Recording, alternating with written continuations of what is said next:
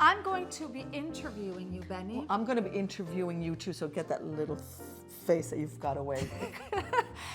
But the fun thing is that I have no idea what she is going to ask me, and she has no idea of the random and bunch of questions I have ready for you. But let's make a deal. Okay, what?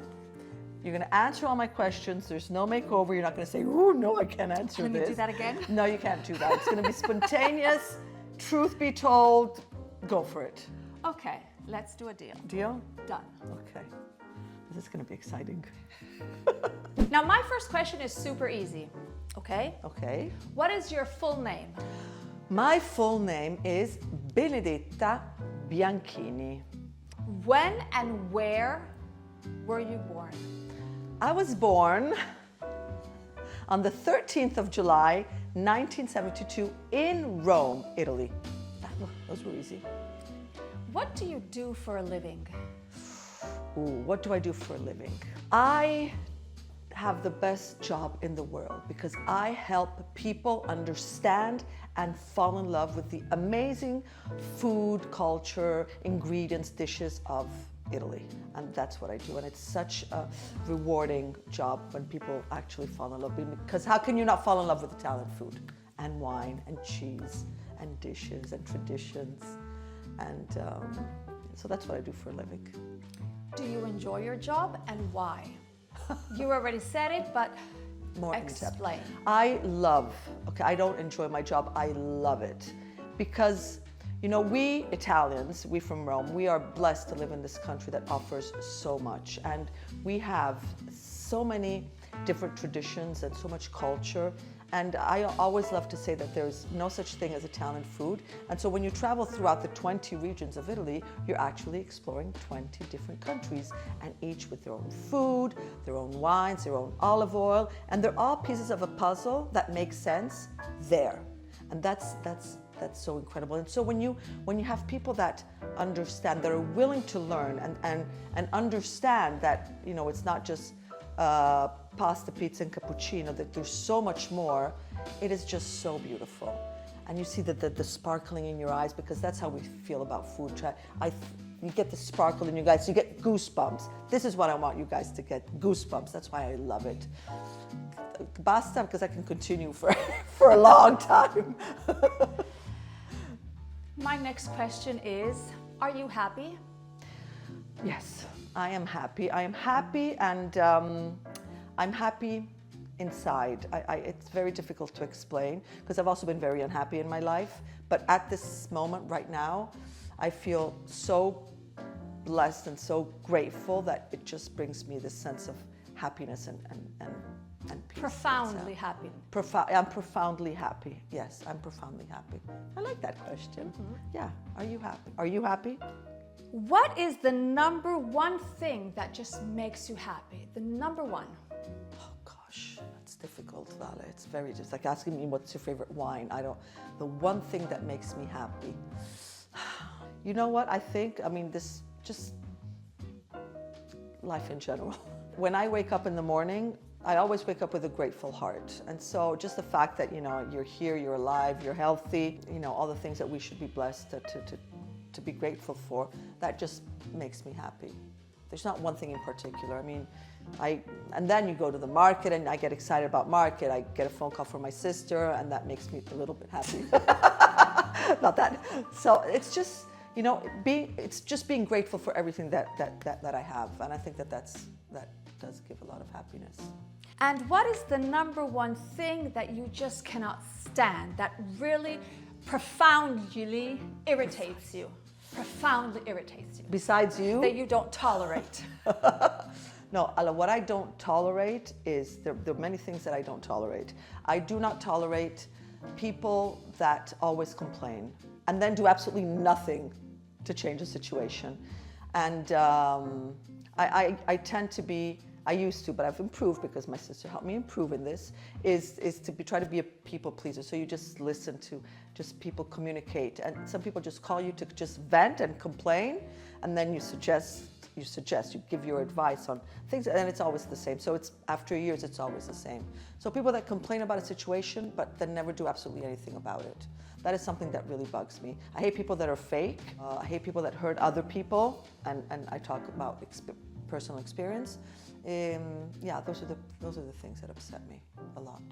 Now, you are a wine sommelier, right? Yes, I am. And why did you become one? Because my sister told me to. And she really did. So I had just gotten divorced. My life was a total disaster. I moved back to Rome with my daughter, my dog, back to my parents' house. I had no idea what I was going to do with my life because I started from scratch at the age of 40. Yeah, around 40. And she goes, you love wine, because I'd always worked in tourism when I lived in Umbria, and so I did a lot of wine tasting. She goes, why don't you become a wine sommelier? And I'm like, I have to make money, I can't spend it. And so she goes, you never know what this could bring. And so that's why I started. Everybody thought she was completely nuts, because she has these ideas that people look at her like, what are you talking about? But then they always turn out to be great. And so I went to sommelier school, beautiful, loved it, fell in love with it. It just opened a world of just looking at things in a different way, you know, and so you get to understand the aromas, the flavors, the taste, to read wine, and then that led to many other things. And so that's why, because my sister told me to become a wine sommelier, that's why I did it. Because I do listen, even though I'm the oldest, I know you would never be able to tell, I do listen to what she says, most of the time. No, nearly always. Now, have you ever had wine with a straw? Yes, I have. I had wine with a straw more than once. Because once upon a time, while I was doing my second year in sommelier school, I was running in my house and I tripped on a carpet and I fell like this to protect my face, and I broke both of my elbows at the same time. It takes art, takes a lot of practice, but I did. And so I was with both elbows broken, so I was in a cast like this. And so I was living with my parents back then. And so my dad would drive me, because obviously I couldn't do anything. And at the course I had, because every class we had 3 glasses of wine, and I had a straw in every one, but I couldn't even pick up. So I would literally go, it's not the same thing, obviously, you can't smell. It's definitely not the same thing, but I did drink wine with a straw. Thank you for reminding me. And have you ever done a blind tasting? A blind tasting, yes, actually we did, because then when you go to sommelier school, when you study to become a sommelier, you meet a whole bunch of people with your same passion. And so you get really, because you think you're so cool, you think like, I'm a sommelier, I know everything, but you don't know absolutely anything. And still today, there's so much to learn. And so we did a blind tasting, and it was funny because we tried guessing. Obviously we had no idea, but it's fun. You know, your senses, why are you smiling? Because yes, we are going to do a blind tasting right now. Now? Yes. Just let me get all the props ready. Seriously, you bought all the props? Of course. You bought wine? Yes. Oh, wow. Okay. I'll be right back. I got everything ready. First thing, I can't believe it's gonna be I'm gonna take away 2 of your senses. 2? Yes. 2? 2. I want to make it super difficult. And another one where there is no temperature. They all have the same temperature, room temperature. Vale. So you can't. 2? 2 senses. First one, take away the first sense. Okay, this, yeah, but what do you take away? What are you going to tell me? I can't see what other sense you're going to remove from me. Okay. Can you see anything? No, this is actually a really cool mask. Okay. I'm terrified. What are you doing? Nothing. Just don't look. No. Ow! It hurts! Because I've never seen anybody do a blind tasting like this. You're hurting my nose. Aspetta, I'm gonna go get. But can I release it a second, because it's hurting? Allora, position it, belly, position it so that, don't look, I'm gonna look at the wine, position it so that it doesn't interfere with. This really hurts. I will speak like this. Okay, but you have to drink, Benny. I don't know if that's... But like this, it doesn't hurt. Okay. And it really blocks my nose. Okay. I've never Sei done this pronta? before. See, Okay. this is really cool, Bas. Where'd you get it? This is the first wine. It's a very simple tasting. You just have to tell me if it's white or red. That's so cool. Betty, you have this thing in your nose. Come l'ho messo io. Okay, vai. Ow! Because you can't smell it. God, my ears pop when I drink. White. I'm going to tell you. Have it? Yes, Okay. the result at the end, okay? Now, this is the second wine.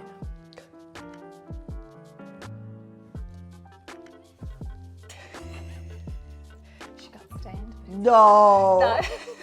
This is a red. Okay. Now we have a third one, okay? Are you ready? Yes. Aspetta, eh? Okay. This is taking you a little bit too much. No, What no, did Benny, you do? because it's because I was putting the other two on the floor. Here. Okay?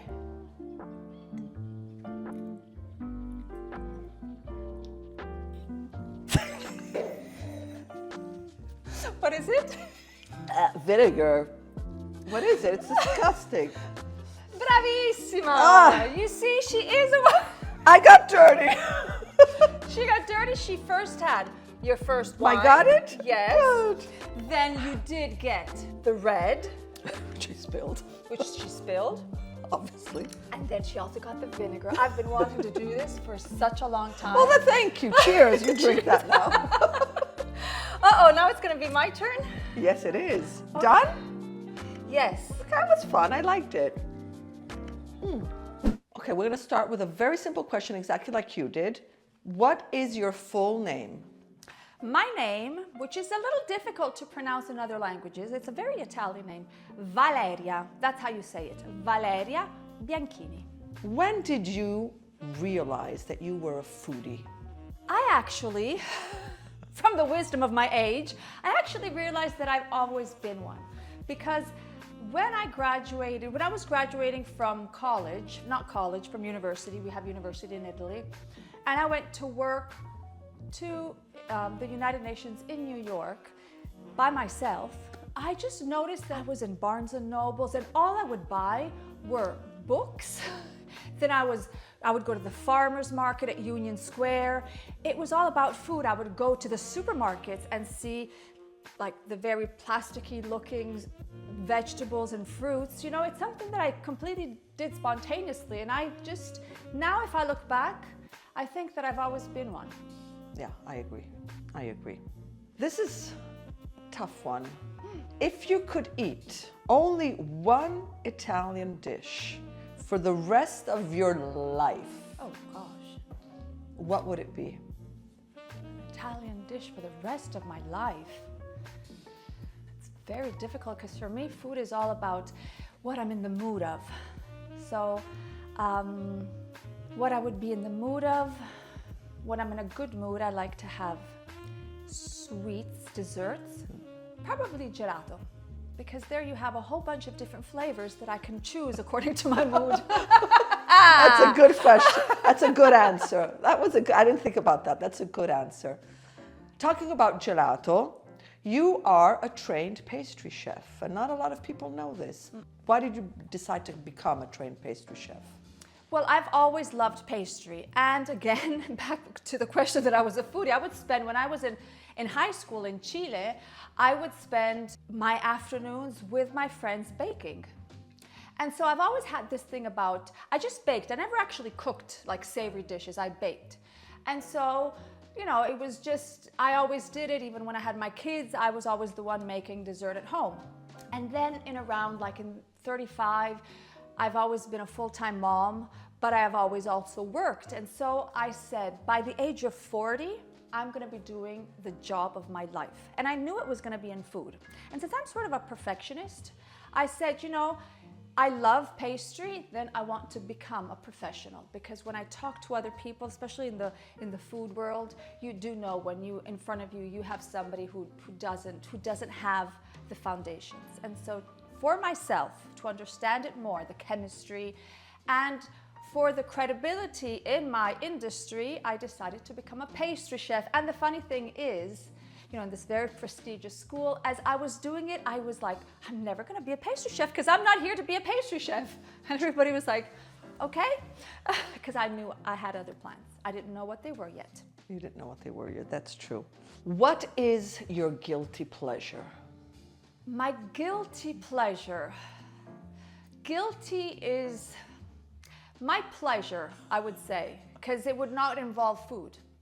Oh. My pleasure is I love to have just my me quiet moments, even away from my kids, my husband, my sister. And so what I love to do, my pleasure is unplug. I put on my headphones and I walk. I call it a podcast walk. So just to have that hour where that is I just find my balance. Because I have to live with my brain. So sometimes I need to sort of unplug, and that's my pleasure. It's not guilty, it feels very good. Okay, I was expecting food. I would have said wine. Perfetto. Is there something about yourself that you are working on to improve yourself? Yes, I've been working on this for about 10 years because Local Aromas will be festeggiare, non mi viene la parola. Celebrate. We're celebrating our 10th year anniversary in 2026. And when we start the company, you know, you become an entrepreneur from scratch. You just go for it. And you need to work on yourself before you even work on your business. And I'm a perfectionist. I've always been one. And sometimes, you know, being perfectionist just stops you from doing a lot of things. You do them until they're perfect, and you have to work on that because done is better than perfect. So now sometimes I tell my sister, imagine, just leave it like it is. It's fine. Imagine. So I have gone a long way because I think that being around perfectionists make other people unhappy because everything has to be your way and you are the control freak. And so I started doing things that I knew that irritated me. So before I always used to write with a black pen. And then I got a blue pen. Now I'm using a pink pen. And so I really, you know, the glasses in my cupboard are so perfectly organized, and sometimes I move them around because I know it irritates me. And now I could care less. That's true. That's true. Now, you are turning 50 this year because your birthday is on? The 8th of September. The 8th of September. Now, she doesn't look anything close to 50. She's got beautiful skin, beautiful face. Botox? Oh, gosh, no. But skincare has always been something that everybody uses the word obsession. No, I've always loved skincare, but for me now it's natural. It's like the oils, essential oils, the rolling. I just love that. And so that's another of my guilty pleasures is in the morning, I go in the bathroom an hour later, I come out and I'm all sticky, but I smell nice and I just like it. And everything has to be super simple, super natural. I like to use my hands even with makeup. I don't like brushes or sponges or stuff like that. So yes. It's all natural beauty. Natural beauty. Yes. Also because at the end, you know, the wrinkles you get, it took you so much time, so much smiling to do. You want to let the other people that you smiled a lot. I like that. Well, you sort of already answered to this question, but how do you handle stress? Something that I've done after something that I start doing now even more, I notice, is I smile. If I'm extremely stressed out, first I smile.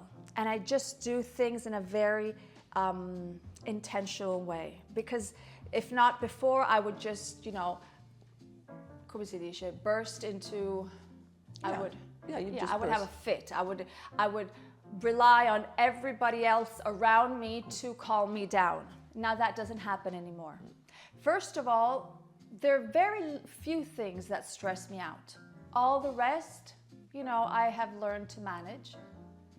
And so now I smile a lot because that helps me to feel good on the inside. And then stress is just another test, and so I either fail it or I pass it, and I have to pass it so that I can move on to the next stress. No? Very, very true. Do you believe that everything happens for a reason? Yes. Everything happens for a reason, and it was designed to be there to help you improve in something or to help you avoid to do something. But yes, every good thing, but every failure always has a message that you have to pay attention to. Just so I never take things as drama. You know, if it was supposed to happen, it was because I had to learn something out of it. And so things do happen for a reason. You can believe it's the universe. I believe it's God. You can be, whatever resonates with your faith, but it does happen for a reason. And then you connect the dots backward. Exactly, exactly. You live life forward and you connect the dots looking backwards. Yes, and then it all makes sense. True. Very, very true. Tell us about one of your most embarrassing moments. Probably now I would say I could care less. But probably, you probably know what I'm saying. So we used to travel a lot. We lived 18 years. You're laughing because you know exactly what I'm saying. We traveled, we lived 18 years in different countries. So we lived 6 years in Bangkok, 2 years in Brussels, 5 years in Venezuela, and 5 years in Chile. When we lived in Chile, the seasons are opposite to Italy. So we would come to Italy twice a year during our, whenever we could, and then our big summer holidays. Summer in Chile, but winter in Italy. So we had to change on the flight. And so, I had to go put my hose on and we were about to land, and I was just like, and my mom was like, we got out of the bathroom, and I was walking down the aisle. We went and used the bathroom in the back of the plane because it was the only one free, and I was like walking really fast. I had a skirt, and my mom was like, Valeria, mamma basta un attimo, let's sit down, okay? And so at the end, she's like, Valeria, fermati, stop. And so from the back of my hose, I did not notice that my entire skirt was inside my hose. So imagine me running around with my butt completely out. And she was big. I mean, she was like 16, 17. And so I just felt all this skirt go out of my hose and my underwear. And that was very embarrassing. That was very embarrassing because there was my stubbornness. Yes, that's probably my most embarrassing moment. Oh, I remember that. Allora, tell us one secret that not many people know about you. Oh gosh, there are many.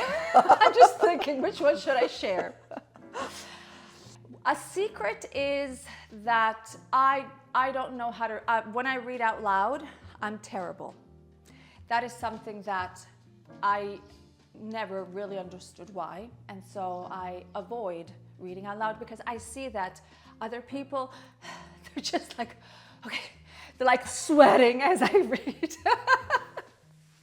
But then I discovered indirectly that it is because, and I discovered this when I was 45, and I'm almost 50, that the reason of this is because I am dyslexic. And so, which is also my superpower, but I think this is for another episode. For another episode. Yes, that's my superpower, but that's the reason. So, at the beginning I thought I was just stupid because it was like everybody's reading normally, but even as an adult, I can't read the maps. So it's just, now thankfully we have Google Maps and Waze, we have many different, but before it was just like, I can't give directions. Somebody tells me, okay, now turn left, and that's all I hear. Then all the rest, I just can't. So I have my limitations. Okay. Okay, that was fun. That was very fun. I actually enjoyed it very, very much. We should do this more often. We should. Now that was a lot of fun. That was a lot of fun. I got changed. I had to change because I had red wine on my green dress.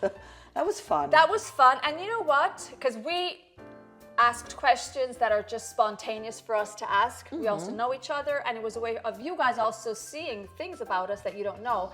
If you have questions for the upcoming videos, write them in the comments below, because in that way, if you want to know a little bit more about her or about me, Yes.